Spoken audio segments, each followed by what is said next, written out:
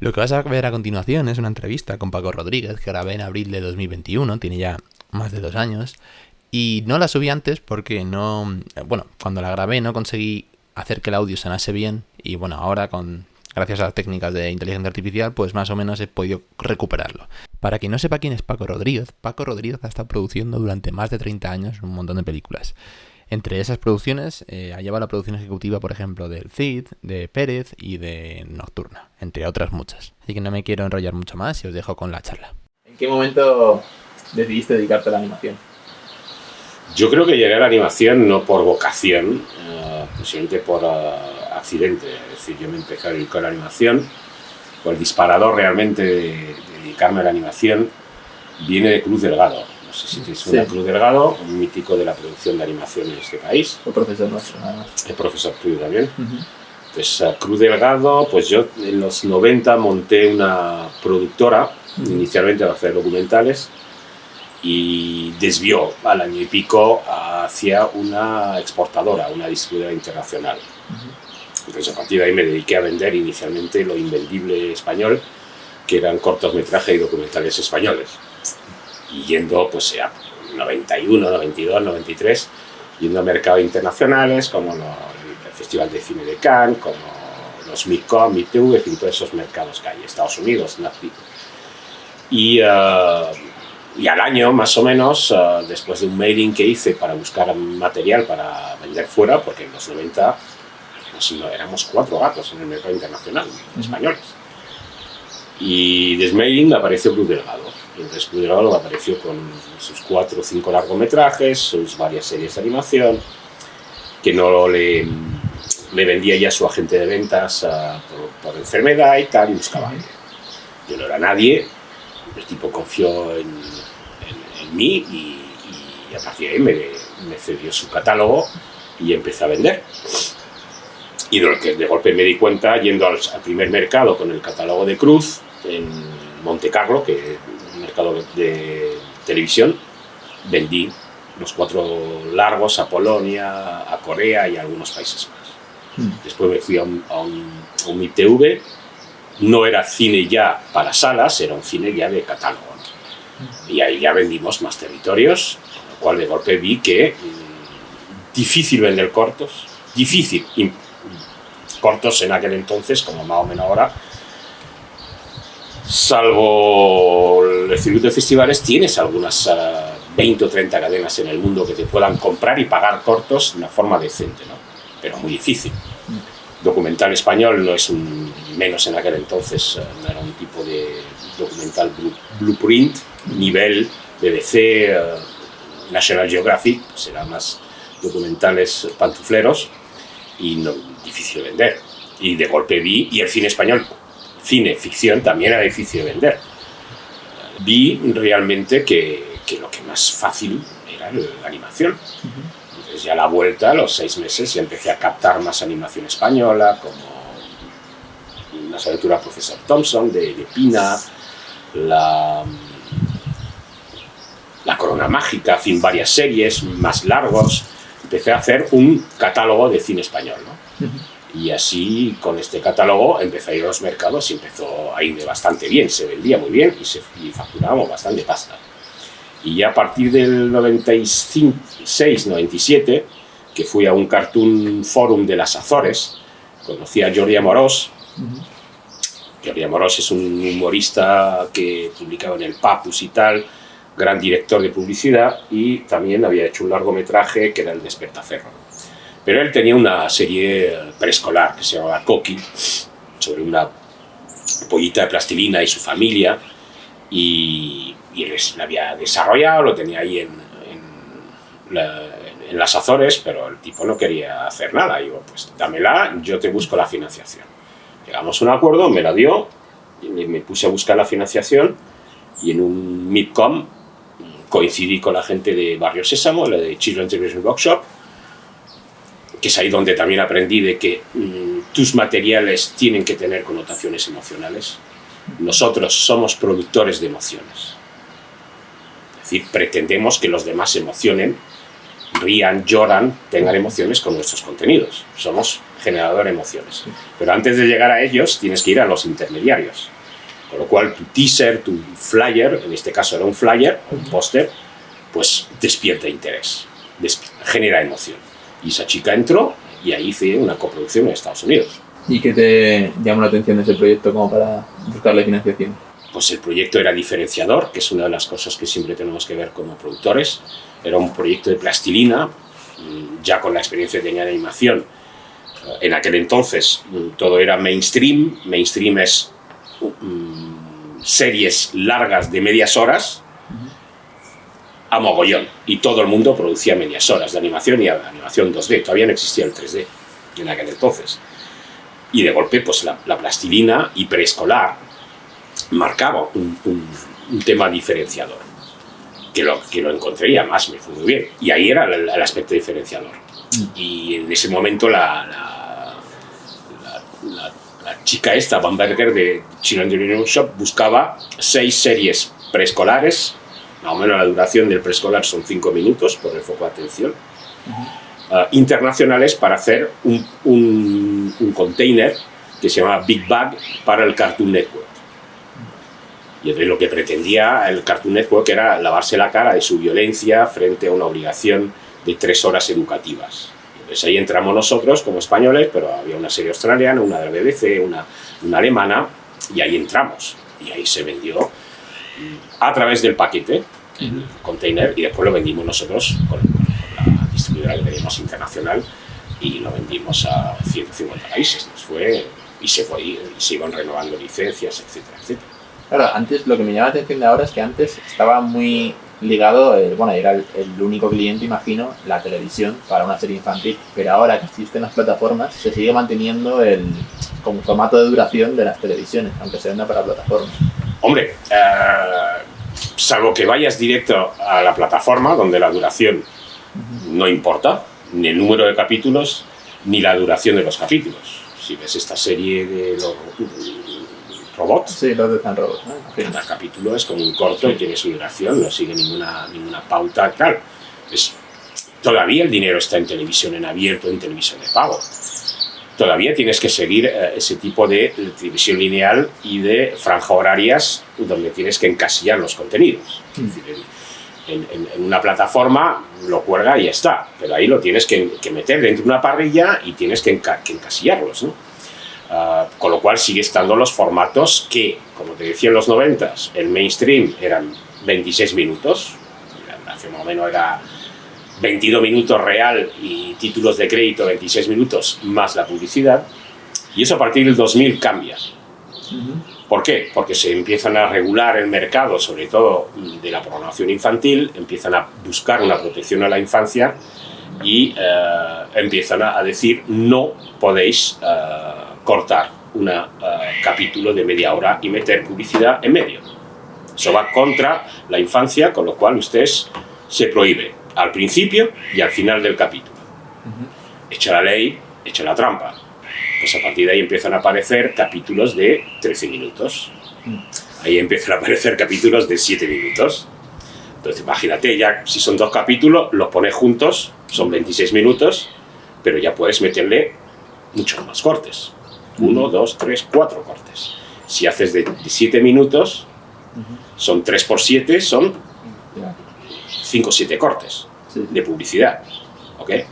Y por eso también en la tendencia de esos principios de milenio hasta ahora, pues muchos son de 7, 13 minutos. Cada vez en menos de 26 y hay un resurgir de esa media hora con el tema de las plataformas. Y sobre todo cuando las plataformas van de encargo y a partir de ahí mandan ellos. ¿Y tienes algún recuerdo de aquella época que te haya dejado huella? Mucha diversión, muchas risas, mucho viaje, mucha amistad, muy bien. Ganábamos mucho dinero, viajábamos mucho, nos divertíamos mucho y el negocio era boyante, es decir, el negocio se hacía negocio. Ahora es mucho más difícil, más lento a lo que ocurría antes. También en lo que ocurría antes era menos interlocutores, mucho dinero. Ahora es menos dinero, muchos interlocutores. Es decir, si antes nosotros en los 90 con un contrato con la ZDF, no sé, levantabas 30.000 euros por capítulo. Ahora para levantar 30.000 euros por capítulo, antes era un contrato, ahora aquí son 10, 15, 20 en 4 o 5 años, por las ventanas de explotación. Ya, de hecho, ¿crees que eso depende mucho de la financiación de televisiones? Totalmente, bueno, o sea, financiación de televisiones depende de donde hayas nacido y donde produzcas. Si has producido en España, está crudillo. Has nacido en Francia, está mucho mejor. Has nacido en Estados Unidos, eso es otra liga. Aquí realmente en series de animación está sumamente difícil porque no está regulado prácticamente, aparte de algunas inversiones. Pero aquí, ¿quién tienes? Podemos hacer ahora mismo una ronda. ¿Quién tienes que entre en animación? Series de animación. Largos es otra jugada. Sí, pues está televisión, Plan TV, TV3, de vez en cuando. Los vascos se han achicado, los gallegos se han achicado, los andaluces se han achicado. Quiere decir, en entrar desde el gobierno regional y la televisión regional en series de animación. Valencia, que vuelve ahora un poco a un resurgir después de la muerte de Canal No. A punto, pues está saliendo. Pero esos son, a nivel televisivo, los que hay. A eso no hay subvención. Nosotros luchamos 10 años para tenerlo, los últimos 2 años llegó la crisis. No tuvimos subvenciones. Ya no la hay, no existe. Otra cosa surrealista también es que no existe, desde la crisis, ayudas a desarrollo. Ni para cine, ni para televisión, ni para series de ficción, ni de animación. La otra pata que te queda, aparte de la televisión, la desgravación fiscal.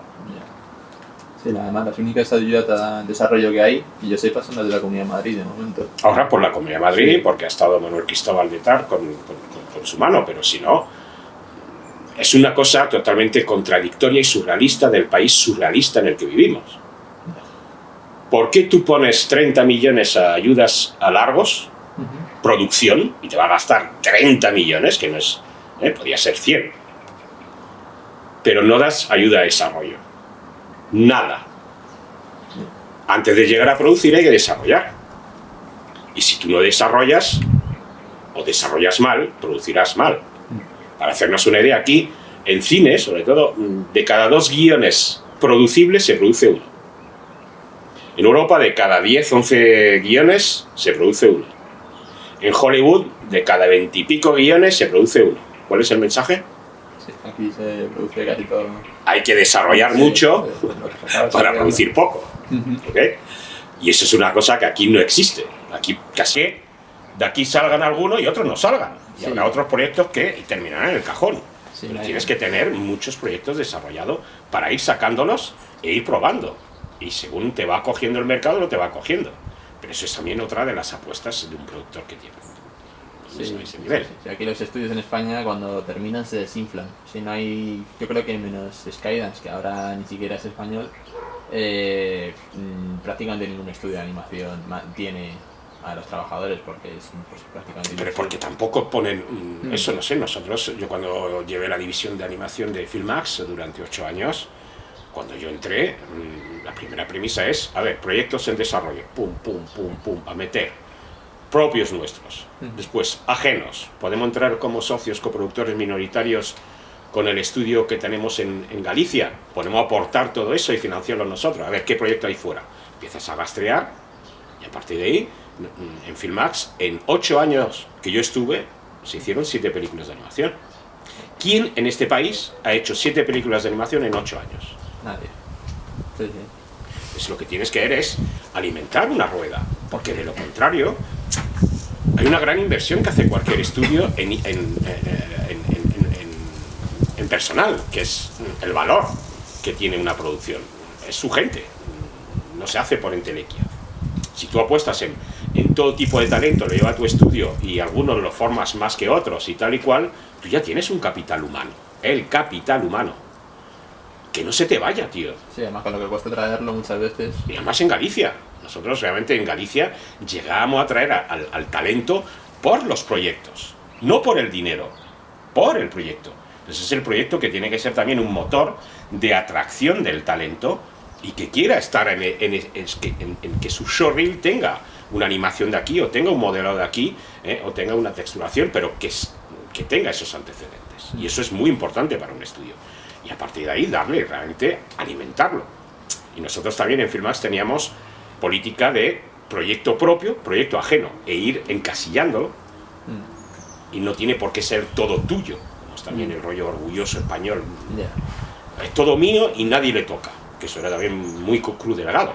Porque con Cruz Delgado intenté montar coproducciones, porque yo monté coproducciones internacionales a terceros, no solo las mías. Muy difícil tratar con un talento mente cuadrada, y más en un mercado internacional. Pues relacionado a eso te iba a preguntar que cuál fue tu mayor reto. ¿Cuál ha sido el mayor reto que hayas tenido como productor? ¿Alguna negociación difícil o...? Por ejemplo, la primera, que fue con la gente de Children's Direction Workshop, y éramos muy pequeños. En fin, yo casi no era nadie, Jordi tampoco, salvo aquí en España. Jordi no hablaba prácticamente idiomas, y de golpe tú vas a Nueva York a negociar con un pedazo de gran empresa americana. Y tú no eres nadie. Primero, no tienes ni para pagarte un abogado a $500-600 la hora. Todo el mundo aquí te decía, tío, la primera cosa que tienes que hacer a negociar en Estados Unidos es tomar un abogado. Yo sí, pero yo no tengo 600 la hora, ¿y qué me voy a gastar? No sé, 6, 10.000, 20.000, 30.000 dólares, y yo no tengo 20 o 30.000 dólares para pagar un abogado de Estados Unidos. Reto. Voy solo. Y fui con Jordi por era de florero, y fui yo. Y entonces te ponen en una mesa de negociación con productor ejecutivo, con abogado, con los de las diferentes divisiones, y tú solo ante el peligro. Y a pesar de todo, teniendo claro los criterios que tú tienes, sé que una negociación fantástica para nosotros, porque la propiedad nos la quedamos nosotros, y ellos solo tuvieron 4 años para explotarla en Big Bang, en ese container. Ese fue pues uno de los desafíos importantes o desafíos cuando desencarrila la producción. Por un tema de un socio que cae, un dinero que no hay. Entonces, eso también son retos importantes, como tuvimos Nocturna, donde ahí nos secuestraron 55.000 fotogramas, un estudio de servicios, que sabíamos que no iba a dar el nivel y no lo dio. Pero bueno, esos son los retos que toda producción va a tener. Nada fluye fantásticamente bien. No creo que haya ninguna más. Lo que defino yo es: el camino del productor es el camino del héroe. En lo que se conoce es el libro del camino del héroe, sobre todo a nivel escritura de guión. Pues es un poco eso. Subes y bajas continuamente en la montaña rusa emocional de la producción. Me ha gustado mucho la respuesta. Y relacionado con toda esa época, ¿a ti qué te hubiese gustado saber antes de empezar? Todo. Vamos a ver, yo lo diría que nosotros en esa época éramos paracaidistas. En esa época, estoy hablando de los años 80, estoy hablando de los años 90, no había realmente formación. Quiero decir, aprender a ser productor, de hecho todavía sigue sin haber realmente una formación solvente o tal. Sí, hay gente que lo hace, yo mismo formo producción, pero es un trabajo muy complejo, muy difícil, y que se aprende a golpe de pulmón y de prueba de error.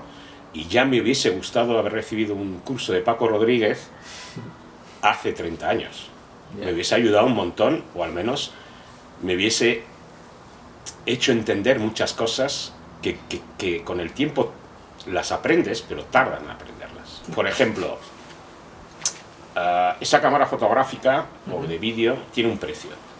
Aquí, en Honolulu y en Istambul. Y pueda tener un margen de descuento. Una película no. Una película la puedes vender por 100 euros, por 1.000 euros, por 10.000 euros, por 100.000 euros, por medio millón de euros y por 1 millón de euros. A un cliente. Y es la misma película, que te ha costado lo que te haya costado. Eso ya es, para empezar, es difícil entender por qué una obra que ha costado 2 millones, 3 millones, la puede vender por 100, por 1.000, por 10.000. ¿Por qué? Eso ya es complejo de entender. ¿Okay? Y ya depende de unos parámetros que va desde el país, la población del país, si es un país rico, si es un país pobre, depende a quién se la estás vendiendo, si es una tele, si es la más de mayor audiencia, de menor audiencia, en fin, hay toda una serie de parámetros para aplicar un precio sumamente complicado.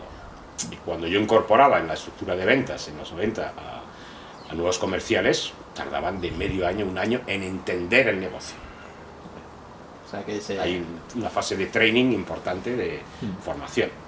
Entonces yo creo que la formación es clave para esto, y sobre todo también la formación en un mundo muy cambiante y ahora mismo con un cambio de paradigma que te lo está revolucionando todo. Entonces más vale que te formes antes de tirarte al ruedo, porque de lo contrario hay cosas básicas que deberías saber. Si estás 100% de acuerdo con que si la producción se aprende practicando, o sea, en el día a día, o hay algo que se pueda estudiar. Yo creo que se puede estudiar lo básico, ¿okay? Y después lo otro se aprende, se aprende simplemente porque cada película es un prototipo, es única. Ninguna película es igual, todas son diferentes. Y todas en su proceso son diferentes. Ahora, hay un denominador común de reglas que se aplican a todas las películas. Esas reglas básicas son las que deberías saber. Empezando por el aspecto legal. Contrata bien, vivirás mejor. Contrata mal y te has metido en unos jardines de mucho cuidado. Pues ya simplemente saber contratar el talento, que es los primeros ladrillos de una obra, de la cadena de derechos, pues ya es una... Y otra cosa es importante es que tú negocias. No es un abogado el que va a negociar con un guionista o un director. No, tú eres el que negocias. Pues de antemano tienes que tener unos mínimos conceptos legales básicos de lo que estás contratando frente a las autorías, y después lo que estás vendiendo a terceros. Y eso ya para mí es básico. A conocer también pues las premisas de un buen desarrollo y de una buena investigación y un buen benchmarking del tipo de película que quieres hacer. Arremangarte y hacer un estudio de mercado para terminar sacando conclusiones. Y no, bueno, pues muchas veces aquí se ha producido con el corazón y menos con la cabeza. Y muchas veces aquí también en cine, en todas estas décadas, ya menos debido a la crisis, realmente se vivía de la producción, se vivía del presupuesto de producción, pero no se vivía tanto de la explotación, de llevar realmente tu película al mercado internacional. Por eso te digo, en los 90 éramos 4 matados, porque no había nadie por allí. Y en esa época, o sea, con el dinero de una película española, o sea, con el dinero del mercado español, ¿se abastecía el presupuesto? No realmente. Vamos a ver, dependía para qué productoras, ¿no? Pero si tú miras un poco los antecedentes, y en estos últimos 15 años finalmente están contando la palma de la mano las que hacen la taquilla española. Más o menos, si la taquilla estaba alrededor de los 600 y pico millones de euros en total, lo que genera la taquilla española, el cine español genera, según los años, un 10, 15 y llegó hasta un 25. Pero llegó al 25 porque era la película esta super mega taquillera, sí, apellidos, sí. Lo de los 8 apellidos vascos, que subió a 57 millones de euros, que era una brutalidad, ¿sabes? Pero si analizas la taquilla y si la analizas antes del principio de este milenio, son muy pocas películas las que hacen realmente la taquilla del cine español, y ahora mismo están contadas. Sí. Segundo, ¿qué denominador común tiene estas 5 películas o 6 o 4 que hacen gran parte de la taquilla española? Son películas de ficción y o de animación apoyadas por Telecinco y Antena 3. Sí, como el caso de Tadeo, claro. Como la animación Tadeo, pues es una película apoyada por Telecinco. Pues, ¿qué pasa con Telecinco? Cuando Telecinco invierte un dinero sustancial en esa película, lo invierte también en la promoción, que eso es otra de las carencias que ha tenido el cine español, que es, para existir a nivel de distribución hay que gastar. Con lo cual, si no hay una inversión en ese aspecto y un productor llega renqueando o no invierte en esto, no existe la taquilla. La taquilla, para hacernos una idea y ver en qué tipo de liga estamos jugando, ¿cuánto invierte o invertía? Porque ahora mismo la ventana del cine está ahí en tela de juicio. Pero ¿cuándo invertía un blockbuster americano? 1,5 millones, 2 millones, 3 millones de euros en una película para estrenarse en España. 2 a 3 millones de euros es la media del presupuesto de una película española. Es decir, como blockbuster invierte el presupuesto de una película española. ¿Puede una película española de 2 o 3 millones invertir 1 millón de euros? Pues no. No. ¿Ok? Entonces, hay algunas empresas o algunos grupos que sí pueden jugar en esa liga, pero son muy pocas. Y realmente ni los productores pueden ligar una distribuidora para hacer el juego productor-distribuidor en la taquilla. Aquí vemos simplemente que tiene una relevancia productor, cadena de televisión y distribuidora para esa ecuación y que genere taquilla. Ya la última pregunta que te voy a hacer sobre el pasado, es si te hubiese gustado, te has quedado con alguna espinita de alguna película, te hubiese gustado producir. Vamos a ver, yo realmente dejé de producir por unas circunstancias personales. Me divorcié, me quedé con la custodia de 2 niños de 5 o 6 años. Yo no podía seguir produciendo. Tenía que renunciar a todo esto. Tenía que renunciar a Filmax, a todo, a reinventarme y a criar a 2 hijos desde aquí, sin tener que viajar y llevándolo al colegio todos los días y dándole de comer, etcétera, en fin. Paternidad. Con lo cual tuve que renunciar totalmente a seguir produciendo. Dejé Filmax y me reinventé en formación y consultoría para darle una vivencia a mis hijos. ¿Okay? ¿Que haber hecho más cosas? Pues posiblemente sí. Pero por otro lado, no hay mal que por bien no venga, y si hubiese seguido la trayectoria que llevaba en Filmax o hubiese sido otra estructura, pues no hubiese conocido realmente a mis hijos, no hubiese tenido el cariño de mis hijos, no hubiese tenido la cercanía que he tenido con ellos.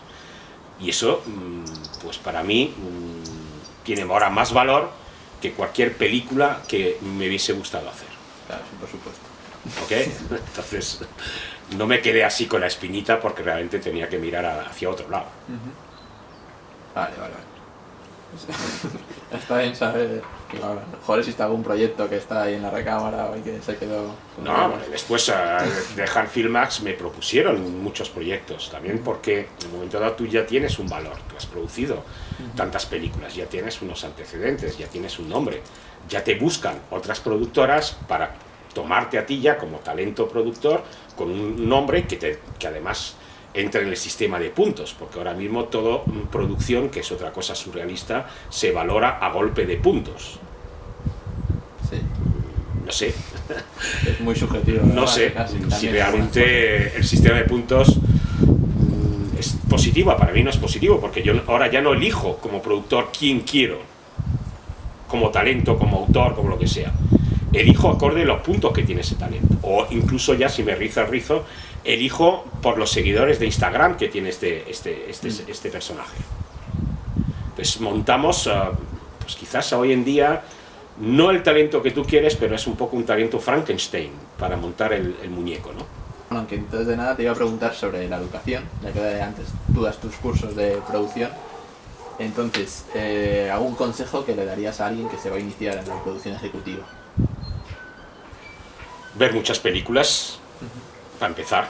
Quiero decir, un productor ejecutivo no es, tiene que tener realmente una cultura cinematográfica, pero no solo cinematográfica, literaria y tal, tiene que tener un abanico cultural importante, porque de ahí van a emanar las ideas, o de ahí van a emanar las transformaciones que pueda hacer de obras ya existentes. Entonces, una de las primeras cosas es pues tener una mínima cultura y un mínimo criterio que no solamente vale por lo literario, por lo artístico, por la pintura, en fin, tiene que tener una mínima sensibilidad artística, aunque no sea artista, porque a nosotros los productores no se nos reconoce el artisteo, pero somos artistas, porque nosotros somos creadores, ¿okay?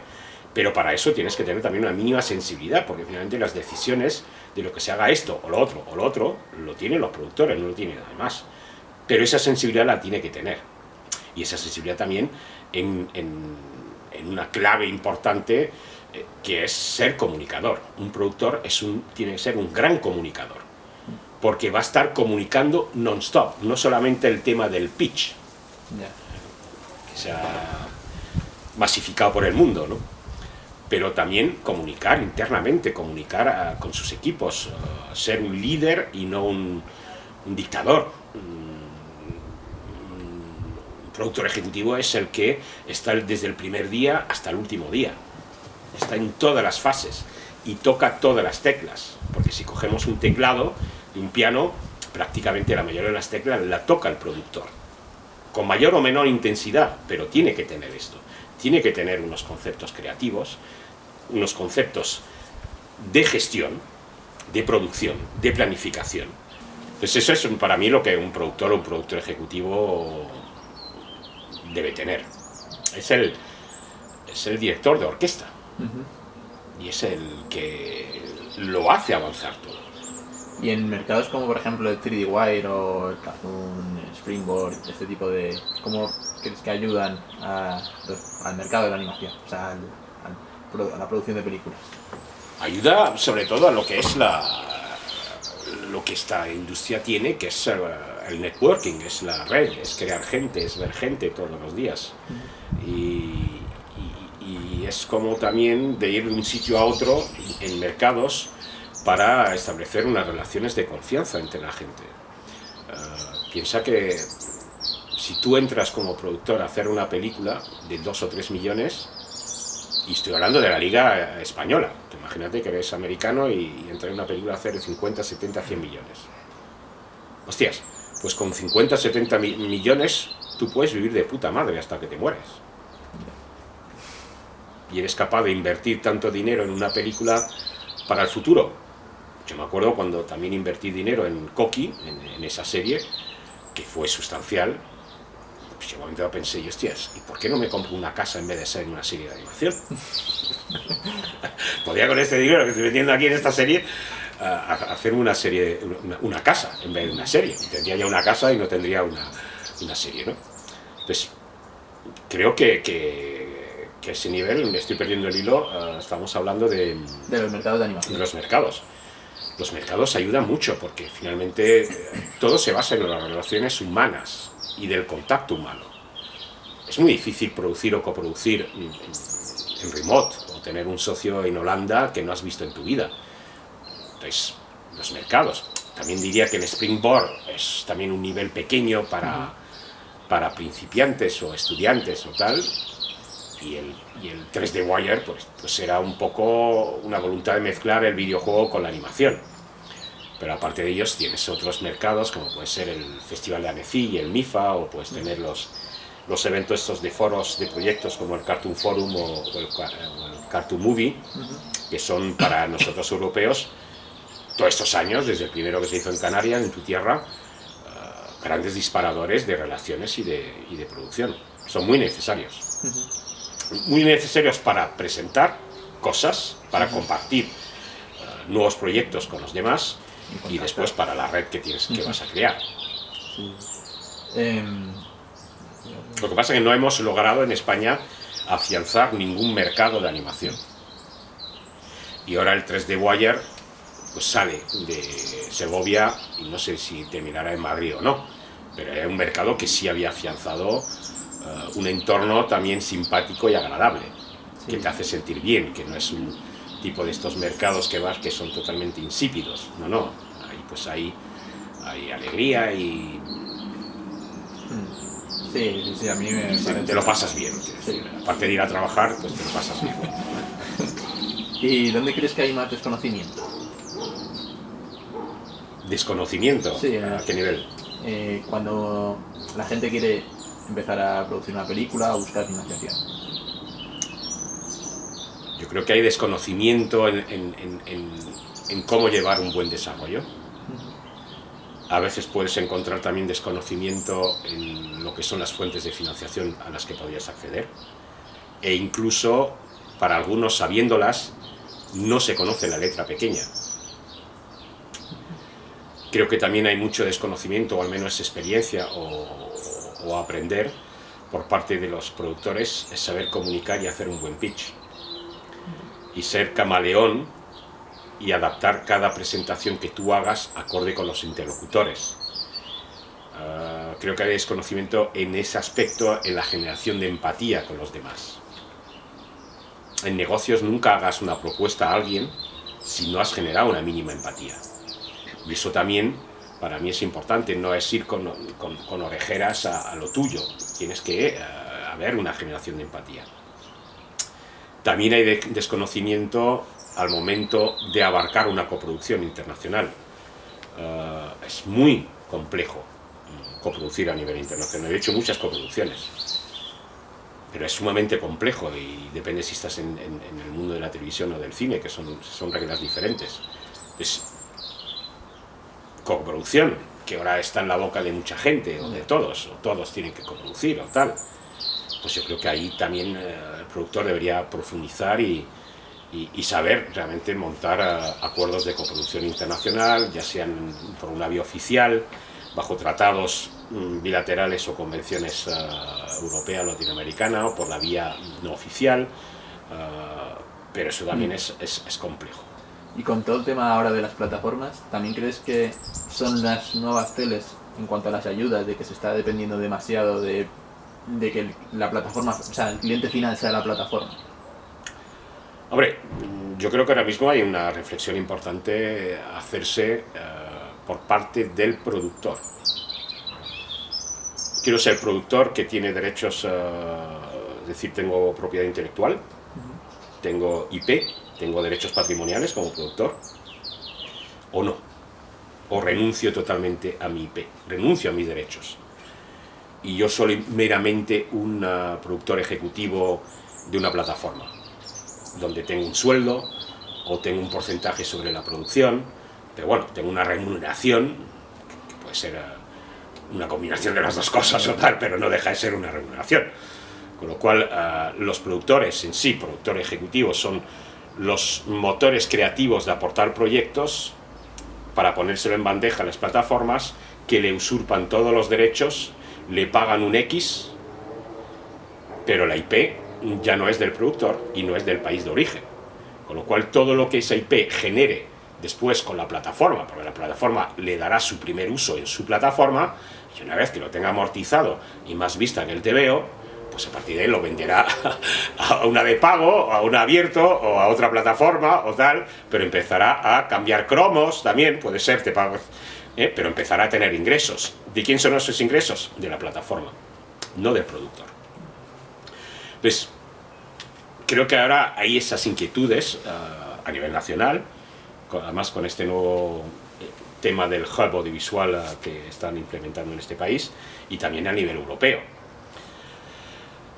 donde empezarán los franceses indudablemente a regular el mercado, o a regular ellos, y ellos ya han empezado a regular las plataformas en el mercado francés, y yo creo que ahí de nuevo pues tiene que haber un freno, o más que un freno, otro tipo de condiciones para que tú como plataforma puedas entrar en contenido europeo y que realmente el productor tenga un mínimo de propiedad sobre ello, porque si realmente un productor no tiene una acumulación de IPs en su catálogo que termina siendo un activo de cara al futuro para ir generando más dinero, y eso no lo tienes, ¿qué sentido ser productor?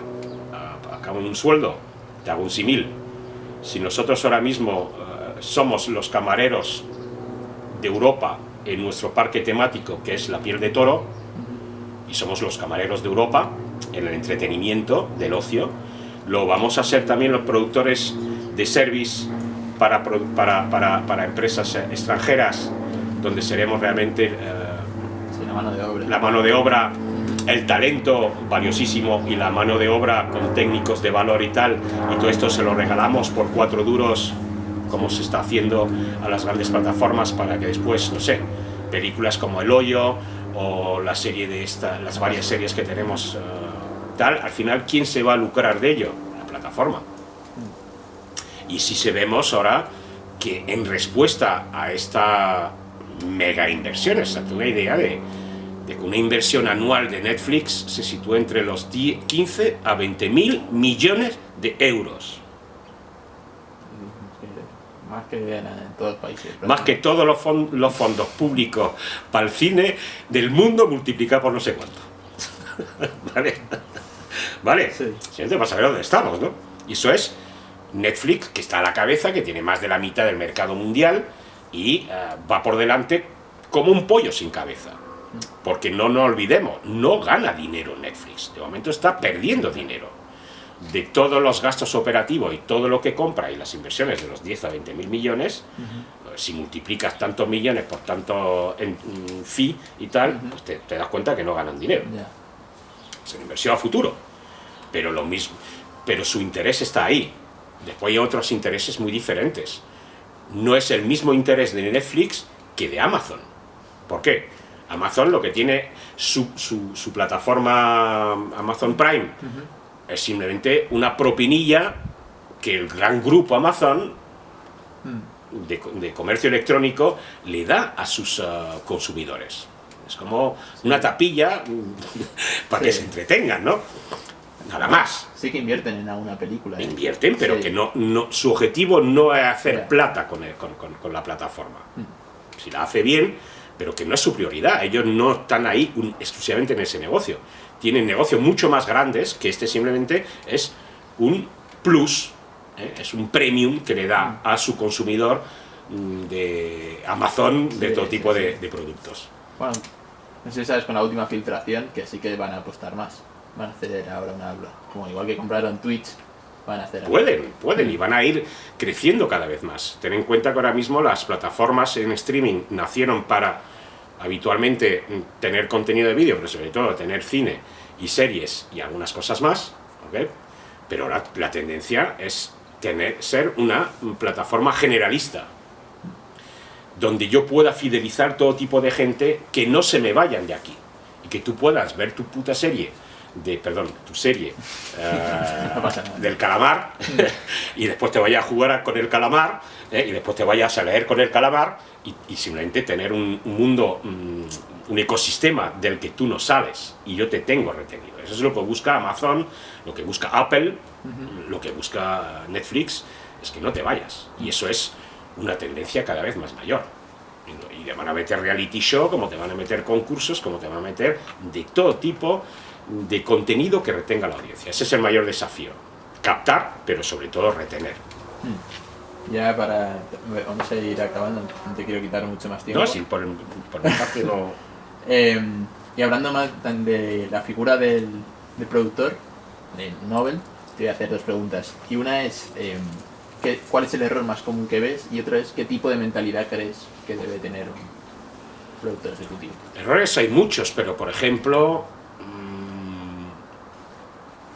uno muy común que lo vemos, y sobre todo lo veo yo, más que por voluntad, por necesidad, es cuando un autor se hace productor.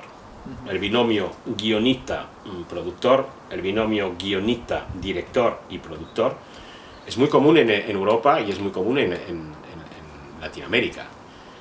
Pero es sobre todo por una necesidad del autor, y habitualmente no son productores al uso. Son la consecuencia de querer yo como autor hacer una película, nadie me la produce y me la produzco a mí mismo. Una segunda cosa que sí también ocurre mucho en el Nobel es, por ejemplo, no tener conciencia de la necesidad de una capacidad financiera. ¿Qué quiere decir esto? Yo soy Nobel, me monto un proyecto, lo desarrollo, tengo un guión y solicito ayudas públicas, aunque ahora es muy difícil para un Nobel pelado, sin nada, sin antecedentes, sin filmografía, sin producción ejecutiva de esto, llegar a tener una ayuda. ¿Okay? Eso ya para empezar. Pero ahora, en el supuesto caso que puedas lograr unos derechos de antena o puedes lograr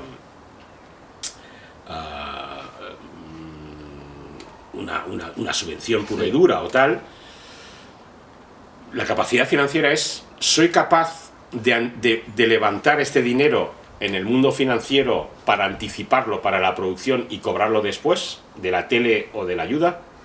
¿Puedo hacer esa transición de 2 o 3 años, puedo endeudarme 2 o 3 años con una entidad financiera que me va a dar ese dinero para después devolverlo con los derechos de antena o con tal. ¿Puedo hacer ese equilibrio o no puedo hacer ese equilibrio? ¿Tengo esa capacidad financiera o no? Eso a veces algún error que cometen algunos, y yo le llamo cuidado de no entrar en el club de los productores suicidas. Me lo he leído. Porque realmente al final no eres tú y tus circunstancias y esa llamada vocacional que has tenido porque el cine te espera y el mundo te espera para ver tus películas. Es que va a haber daños colaterales. Amigos te van a avalar, padres te van a avalar o tal, a la desesperada. Tengo aquí 500.000 euros, estar aquí. Además, sobre todo, queda uno muy subyugado, muy encandilado por el dinero fácil. Por eso es dinero, como le llamo yo, dinero blando, soft money, dinero blando. Sí, no cuesta tanto conseguir. Bueno, que no te cuesta nada, que decir, es un dinero que te lo están dando a fondo perdido. Lo tienes que conseguir, pero cuando te lo dan es a fondo perdido. Entonces quedas encandilado por ese dinero. Entonces le digo a mis padres, tengo 400.000, anticípame, aválame con tu casa. Y de golpe es un fiasco y después pierden la casa los padres. Cuidado. Y si quieres jugar a lo vocacional, consejo, empieza de lo sencillo a lo complejo. Ya sea como autor o productor, empieza a hacer un corto, tío. Empieza con un corto. La caída es menor. La salida es menor, por supuesto. Cómo funciona el club, pero al menos te vas a desfogar, al menos te vas a ver un poco lo que es un plan de producción, un presupuesto de producción, vas a ver cómo gestionar a equipos, vas a aprender sobre la marcha y la experiencia es clave para eso. No, sí, yo estoy con eso, por eso también me puse a hacer un corto, así que, y por suerte lo terminé. No, pero los cortos ahora mismo, de todas formas, el sistema te obliga a hacer cortos. Es decir, si tú quieres de cara al futuro hacer un largo, pues mínimamente tienes que tener una filmografía. ¿Quién confía en alguien que no tiene? Exactamente. Entonces, y se me había hacerte una pregunta antes, relacionada también con tu pasado, ¿de qué película proyecto estás más orgulloso?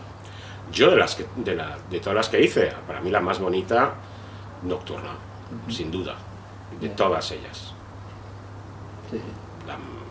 Y ahí vivimos todo tipo de historias. También otra cosa que tienes que de punto de partida tienes un guión como productor, tienes unos autores, tienes un guión y tienes una idea de película al inicio. Muchas de las veces terminan no siendo la película que tú querías porque has vivido por el camino toda una serie de avatares que te han hecho reajustar y reestructurar la cosa, ¿no? Sí, es raro además que una película se termine como se tenía pensada desde bueno, el principio. Ocurre, sería lo suyo, alguna hemos hecho, pero otras no, y otras posiblemente te vas improvisando, que es también la parte creativa del productor, es decir, dar respuestas a todos los brownies marrones que te van saliendo, ser creativo y muy ejecutivo, porque además en producción el tiempo que pasa es tiempo, dinero, clink, clink, clink, clink. Entonces ahí tienes que saber decidir, pero para mí la más orgullosa, Nocturna, una de las peor tratadas dentro del grupo Filmax, Nocturna, por la que no creía mucho en ello, también se hizo contra viento y marea dentro del grupo, porque era una animación 2D, teníamos un estudio 3D en Galicia. ¿Qué coño hacíamos animación 2D?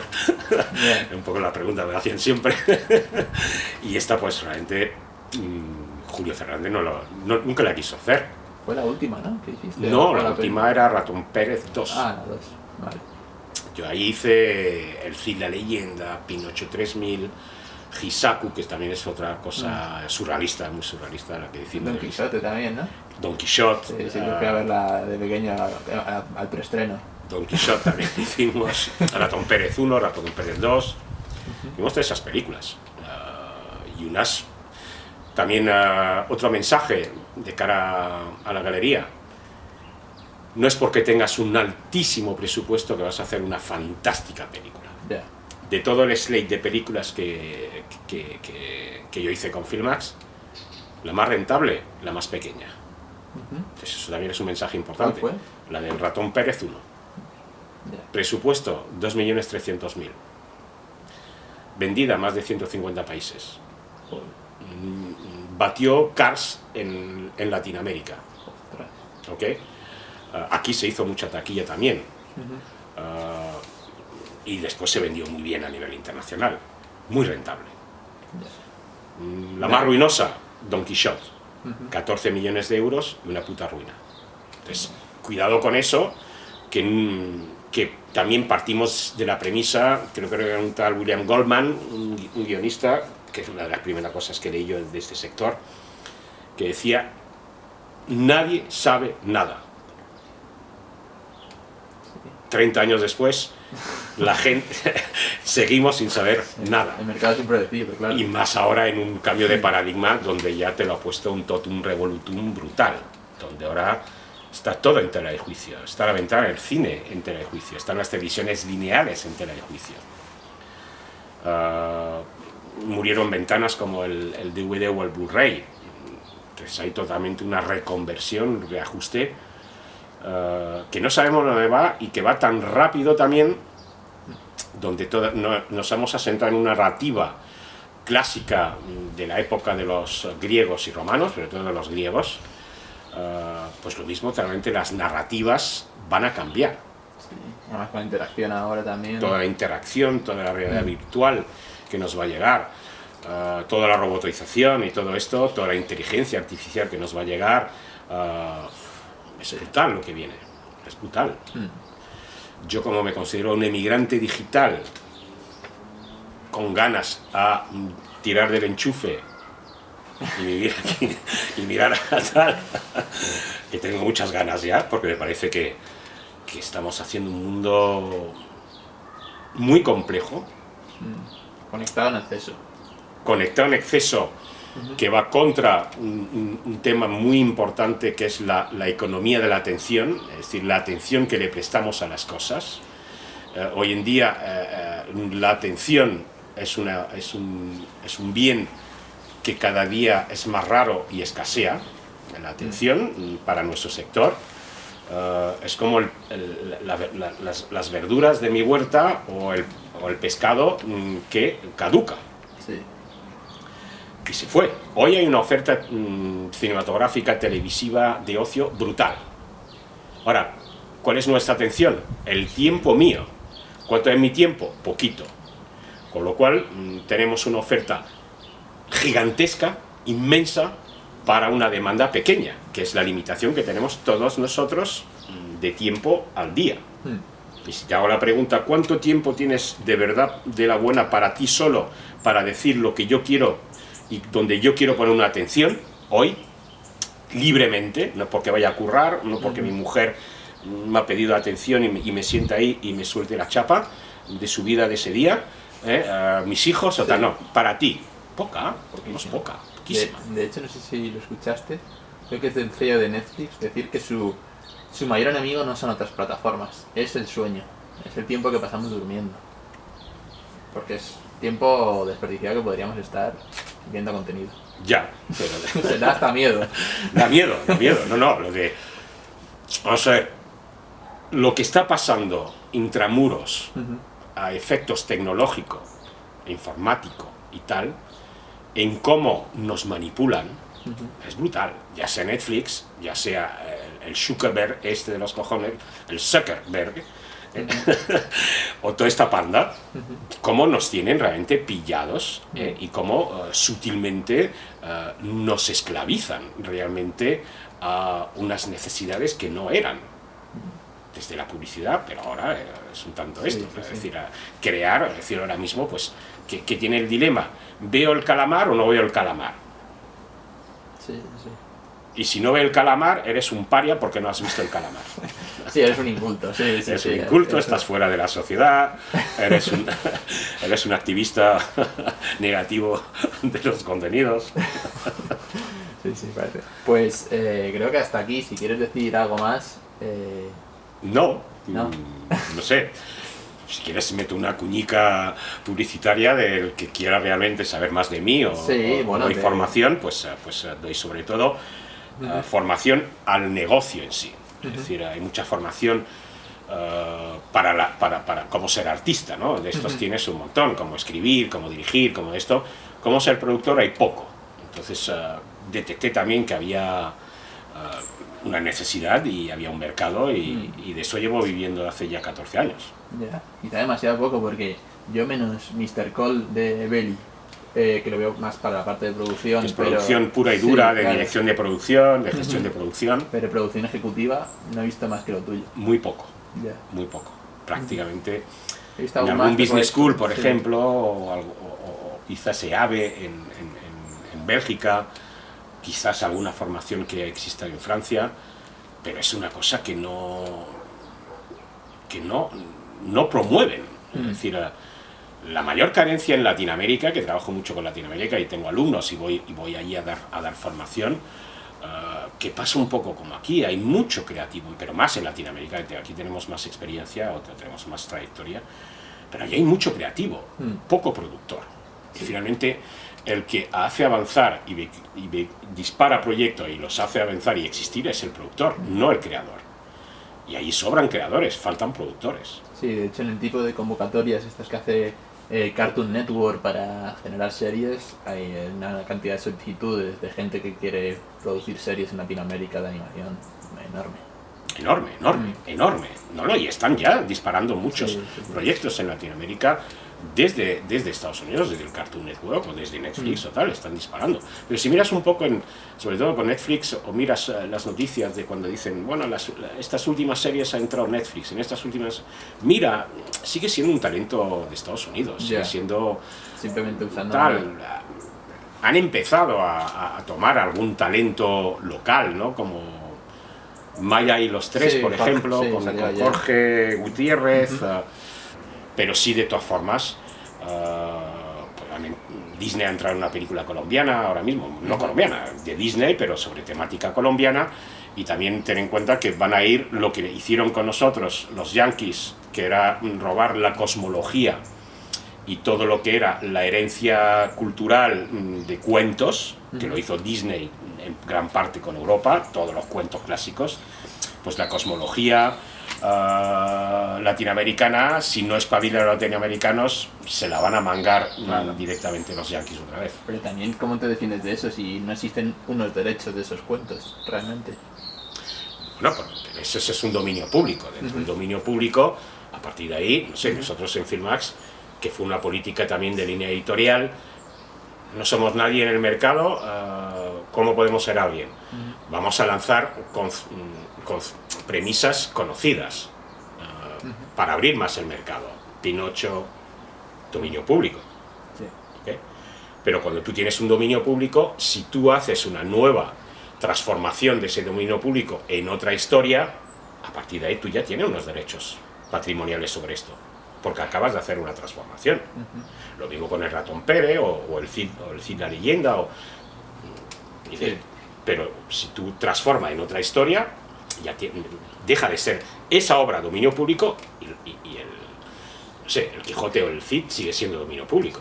Pero cuando haces dominio público tienes siempre el peligro de que venga otro y haga lo mismo. Ya. ¿Eh? Sí, no hay... No hay una protección legal sobre esto. Como a Cervantes, te pueden hacer la segunda parte. Exactamente. Pues creo que sale otra del Quijote. Y seguirán saliendo más. Sí. Si yo cuando me puse a hacer el Quijote, flipas todo lo que se ha hecho sobre el Quijote. A nivel teatro, a nivel ópera, brutal. Sí. Bueno, pues hasta aquí la entrevista. Bien. Paco. Muchísimas gracias, de verdad. Ya está, ¿no? Sí. Guay. De verdad. ¿Una cervecilla? Vale, pues vamos a empezar. Vamos.